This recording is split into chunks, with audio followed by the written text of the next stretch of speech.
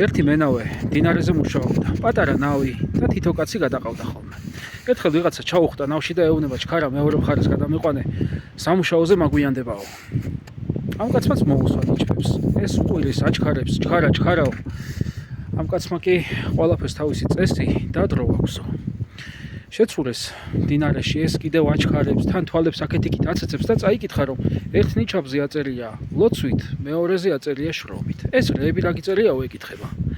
ეს ის არისო რომ როცა ვშრომობო, ლოცვა არ დამოვიწყდეს და როცა ვლოცულობ, შრომა არ დამოვიწყდესო. კაი, თუ ძმა ხარ, რა ის ლოცვა კაცი შრომისთვის არის დაბადებულიო. რაც დავიბადე მეტი არაფერი მიკეთებიო, შრომობ და ვშრომობ. არ არისო მაგის დრო, არაა საჭირო ლოცვა, დამიჯერე მეო. კარგიო მენავე მუთხრა და აი ის ნიჩაბი ამოიღო წყლიდან, რომელზეც ეწერა ლოცვით.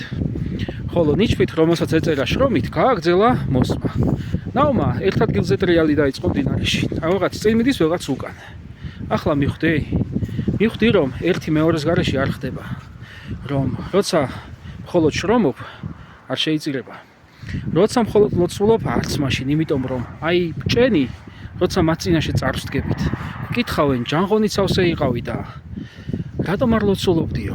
ან ჯანღონიცავსე იყავი და რომ ლოცულობდი, რატომ აღარ შრომობდიო? ერთი მეორეს გარეშე არ გამოდის. თუ კიდე მეორე ნაპირზე გახვიდე, ორივე თანაბრად უნდა აკეთო, უნდა ილოცო, თუ იშრომო კიდეც. წარმატებული დღე.